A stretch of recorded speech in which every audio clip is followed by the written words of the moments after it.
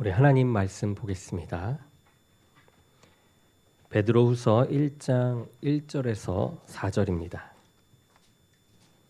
베드로후서 1장 1절에서 4절입니다. 우리 한 절씩 교독하도록 하겠습니다. 예수 그리스도의 종이며 사도인 시몬 베드로는 우리 하나님과 구주 예수 그리스도의 의를 힘입어 동일하게 보배로운 믿음을 우리와 함께 받는 자들에게 편지하노니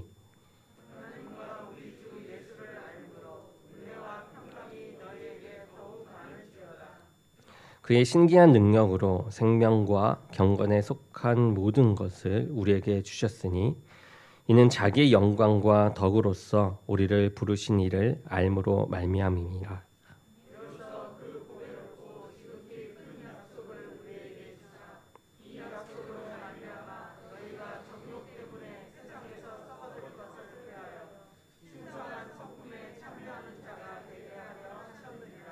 아멘. 제가 잠시 기도하겠습니다. 사랑해 주님 감사합니다. 오늘 이 자리를 허락하시고 우리를 인도하신 주님 감사합니다. 말씀 가운데 더한 은혜가 가득하도록 주의 종의 입술을 주관하시고 생각과 마음을 주관하여 주시사 온전한 말씀이 선포되고 그것으로 인하여 우리가 깨닫고 하나님을 더욱더 알아가고 그 가운데 은혜 받아갈 수 있도록 이끌어 주시옵소서. 성령께서 함께 하실 줄 믿사오며 예수 그리스도의 이름으로 기도드립니다. 아멘. 아멘. 오늘 말씀의 제목은 더 많은 은혜를 누리자라는 제목으로 말씀을 선포하도록 하겠습니다. 우리 성도들은 이 하나님의 은혜를 고백하며 살아가는 사람들이죠. 여러분들 은혜를 항상 고백하며 살아가고 계십니까? 네. 이렇게 은혜를 가득 품고 또 원하며 또 그것을 고백하며 사는 우리들이어서 그런지 성도들의 자녀들 가운데 이 은혜라는 여자 이름이 많이 있습니다. 아이를 낳을 때에 그 아이를 주신 그 하나님의 은혜에 너무나도 감사하는 마음으로 고백하며 이 은혜라고 이름을 지은 것이겠죠. 이 은혜라는 이름뿐만 아니라 하나님의 은혜를 줄여서 하은 또는 예수님의 은혜를 줄여서 예은이라는 이름도 많이 짓습니다. 또한 성도들은 더 많은 은혜를 받기 위해서 그런 관심을 두며 살아갑니다. 예배나 신앙적인 이런 모임들을 가질 때에 우리가 이야기하지 않습니까? 은혜 많이 받으세요. 이렇게 이야기하면서 상대방을 축복하곤 합니다. 설교나 기도, 이 찬양을 통해서 우리는 은혜를 받기를 원하고 또 그 은혜를 간직하며 살아가고자 하죠. 이렇게 이야기한 김에 여러분들께 은혜 많이 받으십시오. 이렇게 이야기하고 싶습니다. 그리고 말씀 가운데 또 승리하기 원합니다. 이 사도 베드로도 이렇게 자신의 편지를 읽은 교인들에게 인사하는 내용으로서 이러한 내용으로 인사를 합니다. 은혜와 평강이 너희에게 더욱 많을지어다 라고 하면서 기원하며 시작을 해요. 왜냐하면 지금 베드로의 편지를 읽고 있는 이 교인들의 상황이요, 이 은혜와 하나님의 은혜와 평강이 절대적으로 필요한 그런 상황이기 때문입니다. 이 베드로가 편지를 쓸 당시에 이 교회들이 점차 환란을 당하기 시작했어요. 이 로마 제국은 황제를 섬기지 않는 이 기독교인들을 핍박할 대상으로 삼았습니다. 그리고 그것 때문에 순교자들도 생겨나게 되었습니다. 그리고 이러한 혼란할 때에 이 혼란을 틈타서 이 교회 안에는 거짓 이단들이 나타나기 시작해요. 그래서 그들이 들어와서 예수님을 믿는 그 믿음이 떠나가도록 성도들의 마음을 미혹하고 있었습니다. 그러니 교회의 성도들이 이렇게 두려움과 불안 속에 빠질 수밖에 없는 그런 상황에 놓일 수밖에 없었습니다. 이러한 상황에서 이 베드로는 이 교인들에게 그 믿음을 더욱 견고하게 하라. 그래서 그 환란의 때를 이겨 나가자라는 그런 편지의 내용으로 격려를 하고 있는 것입니다. 이러한 상황에서 교회에 필요한 것, 그 필요한 것은 하나님께서 주시는 그 은혜와 평강이었습니다. 이 사도 베드로는 교인들이 이 은혜와 평강을 많이 누리기를 기원하면서 말하기를 이렇게 이야기하죠. 하나님과 우리 주 예수를 알므로 은혜와 평강이 너에게 더욱 많을지어다라고 말을 합니다. 곧 성도들이 이 하나님과 예수 그리스도를 더욱 알아갈 때에 그때에 그 은혜와 평강이 더욱 많아짐을 말하고 있는 것이죠. 우리가 흔히 은혜를 많이 받았다라고 말하는 것은 무엇을 두고 말하는 말일까요? 우리는 무엇인가에 의해 감동된 것을 은혜 받은 것의 근거로 삼기도 합니다. 내가 듣고 싶거나 또는 인정받는 그런 말들을 듣고 우리가 기분이 좋을 때에 그것을 은혜 받은 증거로 삼곤 한다라는 것이죠. 이러한 것들이 만약 하나님께로부터 온 것이라면 그것 또한 하나님께서 주신 은혜가 틀림없습니다. 은혜가 맞습니다. 그런데 그것보다 근본적인 그 은혜는 하나님과 예수 그리스도를 더욱 알아감으로써 받는 은혜인 것이죠. 이 하나님과 예수 그리스도가 어떤 분이신지 또 어떤 일들을 하셨는지 우리가 알면 알수록 그 은혜와 평강도 더욱 많아지고 더욱더 풍성해지는 것입니다. 그러니 하나님을 아는 지식과 은혜와 이 평강을 누리는 것은 비례하는 것이죠. 우리 오늘 말씀을 통해서 어떻게 하나님께서 이런 은혜를 주시는데 그 많은 은혜와 평강을 우리가 누릴 수 있을지 한번 보려 합니다. 우리가 은혜와 평강을 누리기 위해서는 이 하나님과 예수 그리스도를 알기에 더욱 힘써 나가야만 합니다. 이 사도 베드로는 성도들이 하나님과 예수 그리스도를 많이 알아갈 때 또한 그 은혜와 이 평강이 더욱더 많아지게 된다라고 이야기합니다. 그런데 하나님과 예수 그리스도를 아는 것, 이것은 교회를 오래 다닌다고 해서 저절로 알아지는 것이 아니죠. 아무리 교회 오래 다녔다 할지라도 이 예수 그리스도를 알아가기에 우리가 힘쓰지 않는다면 제대로 우리가 예수님을 하나님을 알 수 없고 주께서 주신 은혜와 평강도 우리가 제대로 누릴 수가 없습니다. 베드로가 하나님과 우리 주 예수를 이제 알미라고 했을 때 이 알미라라는 그 단어는요, 에피그노시스라는 단어인데요. 이 단어는 상대방을 단순히 정보적으로 아는 것이 아니라 상대방과의 관계를 통해서 정확히 아는 것을 말해요. 사실 사람이 서로를 정확하게 아는 것은 쉽지가 않습니다. 사랑하는 남녀 간에 서로 알아가는 것을 보면 그 알아가는 단계가 있는 것을 우리가 보게 되죠. 어떤 결혼하지 못한 이 총각이 한 아가씨를 소개받게 됩니다. 그 아가씨를 만나기로 이제 SNS를 통해서 약속 장소를 잡아요. 이 당시까지는 비록 이 상대방이 존재한다라는 것을 알고는 있어요. 그렇지만 그렇다고 그 총각이 그 사람을, 그 여인을, 그 아가씨를 다 안다라고 말할 수는 없는 단계이죠. 그런데 이 두 사람이 이제 서로를 만나고 사귀게 되고 연애를 하게 됩니다. 그러다 보면 이제 만나기 전보다는 그냥 이름만 알 때보다는 더 많은 것을 알게 돼요. 왜냐하면 이제는 직접 만나서 이야기하는, 그리고 서로 알아가는 관계를 맺고 또 그 사람에 대해서 경험을 하게 되기 때문입니다. 그래서 상대방과 이제 결혼을 생각하는 단계까지 가게 되죠. 그렇기에 이제 상대방을 이제 그때 이제 생각하는 바가 상대방을 충분히 이제 알았고 좋은 사람이라고 이제 여기게 되니까 이제 그 사람과 결혼해야지라는 결심을 갖게 됩니다. 그런데 이 결혼한 다음에는 그 사람에 대해서 더 많은 것을 알게 돼요. 날마다 함께 살면서 그 사람을 보니까 이 결혼 전에 그 좋았고 너무나도 아름다운 모습뿐만 아니라 또 다른 모습을 알게 돼요. 그래서 이야기하는 내용이 있죠.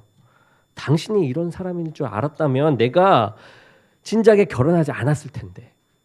이런 마음을 갖는 거죠. 이런 말이 나옵니다. 아무리 이렇게 같이 오랜 시간을 사는 부부라 할지라도 우리가 종종 나는 당신이 누군지 잘 모르겠어요 라면서 말을 하기도 합니다.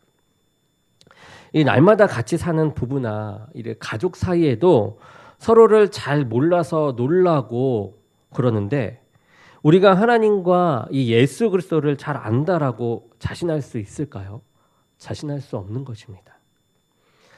이 편지를 쓰고 있는 이 베드로도 그러한 경험을 했던 것이에요.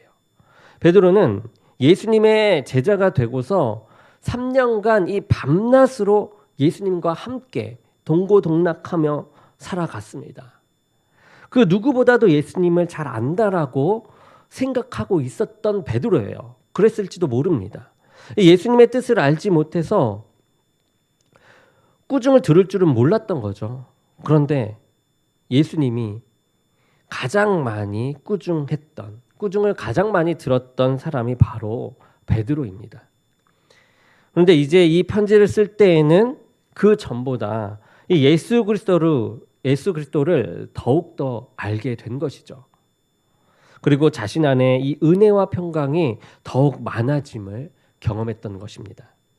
그래서 이 편지를 읽은 교인들에게도 이 하나님과 예수님을 알므로 더 많은 은혜와 이 평강이 그들에게 경험되어지고 더욱더 풍성해지기를 원했던 것이에요.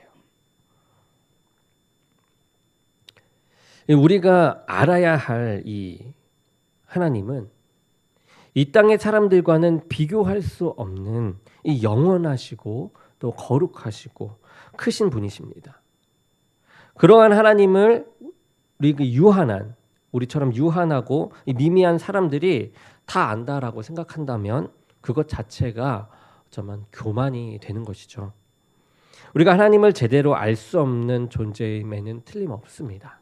그렇지만 그럼에도 불구하고 하나님께서는 자신을 알고자 하는 이들에게 자신을 숨기지 않으시고 우리로 하여금 하나님을 알 수 있도록 허락하세요. 바로 성령님을 통해서요. 이것이 바로 하나님의 크신 은혜인 것입니다. 우리는 알 수 없지만 알게 하시기 위하여 성경도 주시고 성령도 주신 주님.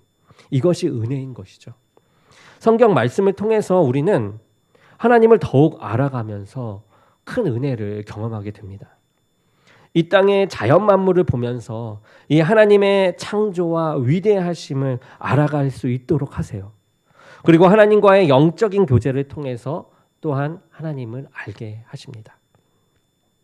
그리고 하나님을 깨닫는 순간 매 순간 그 은혜도 더욱더 풍성하게 알게 하시죠.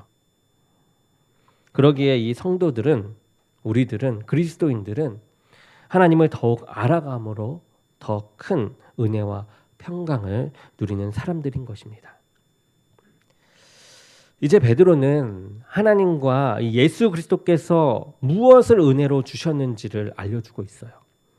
이 3절을 보게 되면 이 베드로는 하나님의 신기한 능력으로 생명과 경건에 속한 모든 것을 우리에게 주셨다라고 말하고 있습니다. 하나님과 예수 그리스도께서 하시는 그 일은 먼저 우리에게 생명을 은혜로 주셨다라는 것이에요. 이 세상을 사는 모든 사람들이 이 생명을 가지고 있어요. 그렇지만 여기에서 말하는 생명은 바로 영원히 사는 그 영생을 말하는 생명입니다. 그런데 이 생명이 이 사람들의 능력으로 얻어지는 것이 아니라 3절에 이렇게 나오죠. 그의 신기한 능력으로 그 생명을 주셨다라고 말하고 있습니다. 사람의 능력으로 영생을 얻는 것이 아니에요. 예수 그리스도의 이 신기한 능력은 죄인들의 죄를 대속하셔서 예수님은 죄인이 되어 돌아가셨죠. 그리고 죄인 된 사람들은 의인으로 살게 됩니다. 이렇게 만드신 구원의 능력이에요. 로마서 3장 24절에 보면 그리스도 예수 안에 있는 구속으로 말미암아 하나님의 은혜로 값없이 의롭다 하심을 얻은 자가 되었느니라 이렇게 나옵니다. 사람들이 이 영생을 얻기에 한 일은 하나도 없습니다. 우리가 생명을 얻게 된 것은 우리의 의로서 된 것이 아니에요. 그리스도의 의를 힘입어서 구원에 이르게 된 것입니다.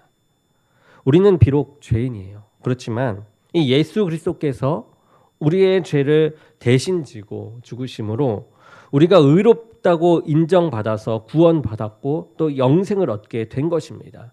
이게 하나님께서 주신 가장 위대하고 값없이 주신 큰 은혜인 것이죠. 오늘 우리가 살아가는 것도 하나님께서 주신 이 영생을 은혜로 거저 받은 것입니다. 우리가 예수 그리스도의 은혜로 거저 영생을 얻었다고 믿는 그 믿음의 사람들은 목숨을 위해서 무엇을 먹고 마실까 이 고민하는 사람들이 아닙니다. 하나님이 우리에게 은혜로 생명을 주셨음을 믿는 사람들은 이 은혜로 주신 그 영생으로 어떻게 이 생명의 주인 되신 이 하나님을 위해 살아갈까 언제나 고민하고 생각하고 그것에 관심을 두면서 살아가게 되어 있는 것이죠. 그리고 하나님께서는 이 신기한 능력으로 경건에 속한 모든 것을 우리에게 은혜로 주셨습니다. 이 경건이라고 하는 것은 하나님을 두려워하고 그분을 이제 높여 드리는 것이잖아요. 그리고 경건한 삶을 위해서 이렇게 세상 사람들과 구별된 거룩한 삶을 이제 살아갈 수 있도록 도와주세요. 이 4절에서는 이것을 신성한 성품, 이 신성한 성품에 참여하는 자 이렇게 자가 되게 하셨다라고 말을 하고 있습니다. 하나님과 예수 그리스도를 알기 전에는 이 세상 사람들과 같이 썩어질 육신의 이 소욕을 따라서 살아가다가 이 멸망받을 만한 그런 인생이었어요. 멸망받을 그런 인생이었어요. 그런데 이제는 신성한 성품, 곧 하나님의 형상을 닮아가도록 허락하신 겁니다. 죄인된 사람으로서는 하나님의 이 성품에 참여하는 경건한 삶을 살아갈 수가 없습니다. 죄인된 사람으로서 악한 삶을 살 수밖에 없는 것이죠. 그런데 하나님의 이 신기한 능력으로 우리로 거룩한 하나님의 성품을 본받아 살아갈 수 있도록 하신 것, 우리를 회복시키신 것, 예수 그리스도의 십자가의 보혈로 회복시키신 것, 그것 또한 하나님의 은혜인 것입니다. 그런데 이쯤 되면 우리가 깨닫게 되는 것이 있죠. 바로 우리가 누리고 있는 모든 것이 하나님의 은혜라는 것입니다.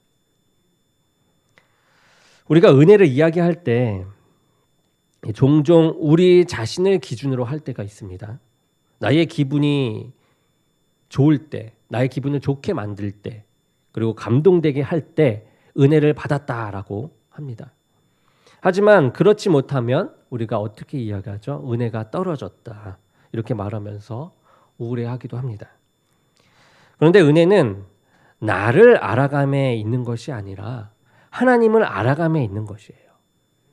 우리가 하나님을 알면 알수록 우리는 하나님이 선하시고 우리를 사랑하심을 깨닫게 됩니다. 그리고 그 선하시고 나를 사랑하시는 그분이 무엇인가를 나에게 주셨다면 나에게 주신 그 모든 것이 하나님의 은혜라는 것이에요. 이것을 깨닫게 되니 하나님을 알면 알수록 우리 안에 그 은혜가 풍성할 수밖에 없는 것입니다. 이러한 고백은 베드로뿐만 아니라 이 사도 바울에게도 나타나고 있어요.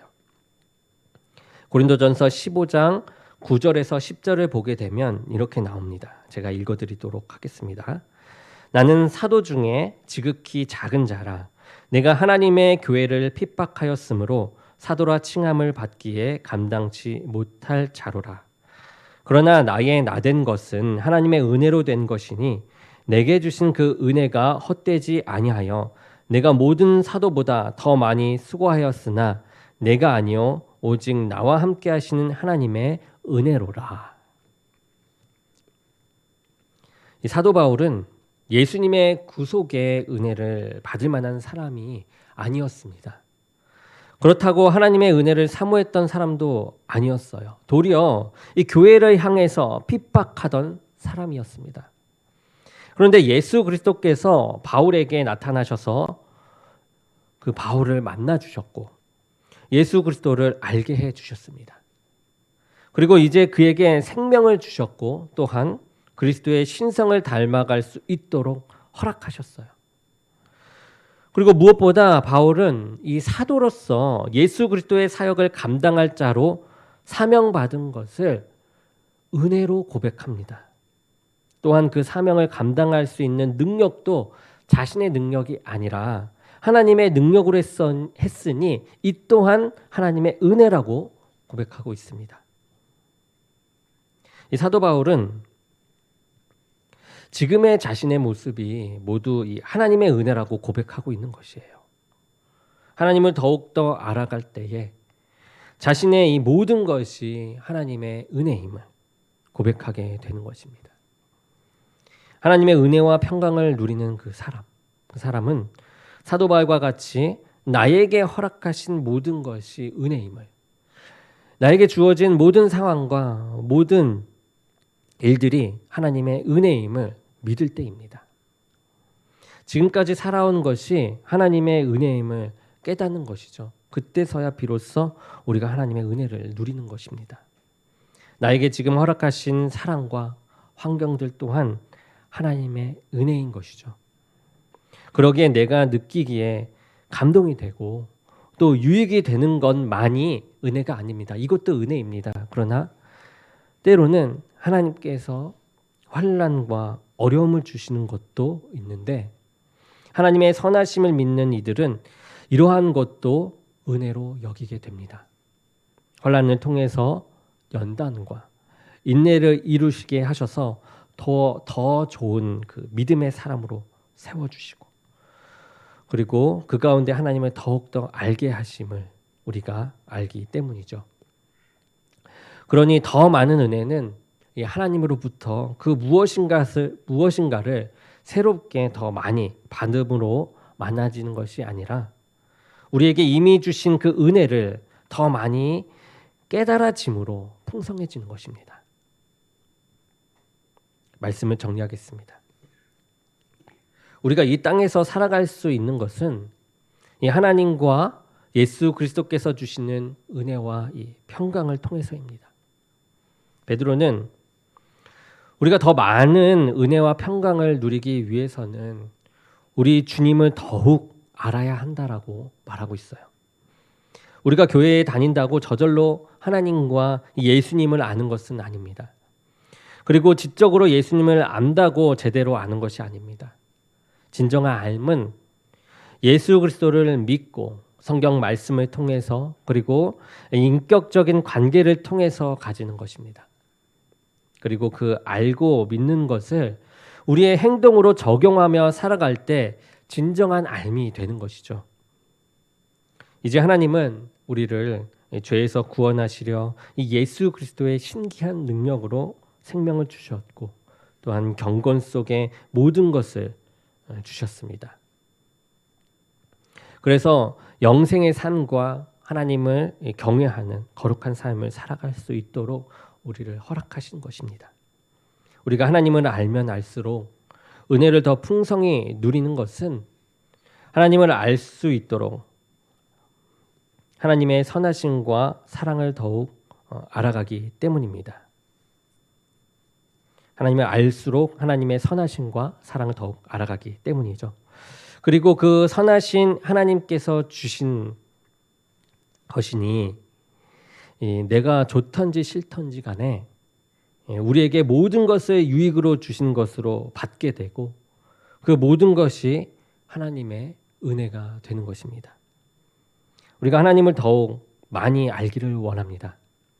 또 하나님과 더욱 인격적인 관계를 가지고 서로 교통하는 삶을 살아가기 원합니다. 그래서 이 선하신 하나님께서 베푸신 그 은혜와 그 평강을 날마다 발견하고 또 이를 마음껏 누릴 수 있는 저와 여러분이 되기를 간절히 주님의 이름으로 축원합니다. 우리 기도함으로 예배를 마치겠습니다. 사랑의 주님, 감사합니다. 오늘 또 은혜에 관련된 말씀 아래 우리 주님께 나아갔습니다. 주님을 알므로 더욱더 크게 은혜를 받을 수 있고 주님께서 주시는 그 허락하신 모든 것을 통하여 우리가 은혜를 받음을 다시 한번 고백하며 주님께 나아가고자 하오니 하나님께서 역사하시고 인도하여 주옵소서. 함께 하실 주님을 믿사오며 예수 그리스도의 이름으로 기도드립니다. 아멘.